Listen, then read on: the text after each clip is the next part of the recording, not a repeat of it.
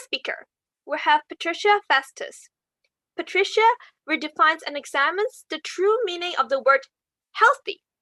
She tells her own stories of her eating disorder struggles and uses societal examples to paint a picture of unrealistic expectations and provides solutions to find happiness with their body and to redefine the meaning of healthy. Thank you. We live in a world where getting information is one click away.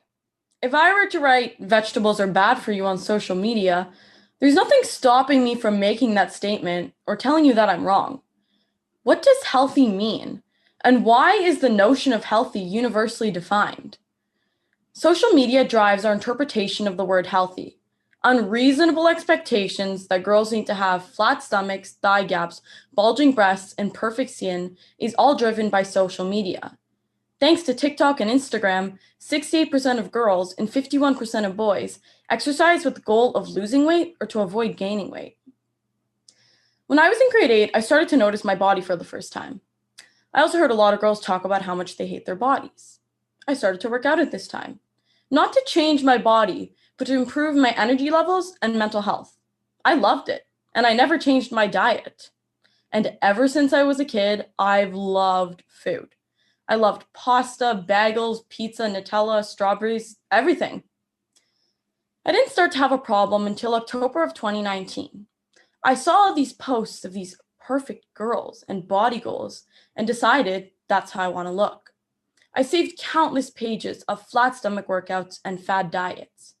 I believed everything I read on the internet and used it to feed my obsession. I worked out for 2 hours a day, cut carbs, and drank smoothies relentlessly. On vacation, over the winter break of 2019, I became so obsessed with food in my body to the extent that I forbid myself from finishing any of my already tiny meals. I lost so much weight on this trip, and when I came back, I could barely recognize myself. I kind of liked it and thought, well, I've already taken off around 15 to 20 pounds. Why not take off 20 more? All throughout swim season, I starved myself even more. I was on the verge of fainting every day, and I snapped at my parents all the time. I was so miserable, but made everyone believe that I was happy. But why wasn't I happy? I was finally skinny. Everyone would compliment me on how skinny I was. What more could I want? It was during the COVID lockdown that I finally started to say goodbye to my eating disorder. Prior to lockdown, I had lost over 20 pounds in 3 months, had a BMI of under 17, lost my period, and couldn't even fit into a size 00. I was dying inside. I feel as though my thoughts on being healthy have grown and evolved. As my mom says, nothing is wasted.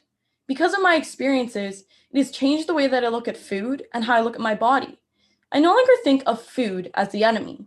I no longer think of exercise as a means of punishment for eating too much or as a mechanism to burn calories.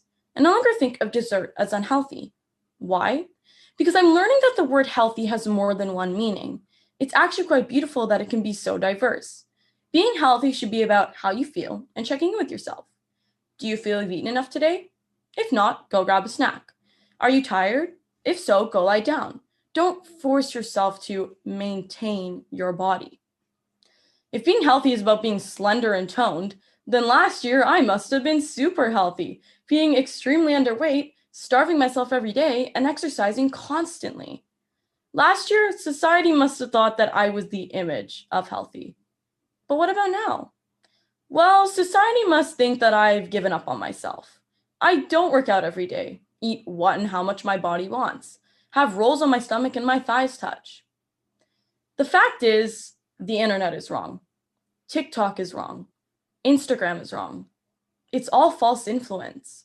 The way that I am now is the healthiest and happiest I've ever been in my life because I choose to let my body guide me. Now, it isn't always easy to be nice to yourself. Sometimes I feel like we are preconditioned to put ourselves down. But if there's anything I've learned throughout this whole journey, it's that people are more than their appearance. I surrounded myself with people who loved me regardless of how I looked, and it helped me realize my value. My family supported me throughout my whole health journey, and my mom would always tell me that the human body is amazing. As any other teen would tell you, I did not listen. However, I soon came to realize that she was right. All it took for me to understand this was to listen to my body. It tells you when you're hungry and full. It tells you when you're sick and tired. For example, I listen to my body when I exercise. When I was at my worst, exercise was excruciating and uncomfortable because I wasn't listening to my body's needs. Now, I jam out to songs while spinning like there's no tomorrow. It's exhilarating and fun. Before I let you go, I want to share with you the most important thing I've learned throughout this whole journey. And that is, you can't live a full life on an empty stomach. Thank you.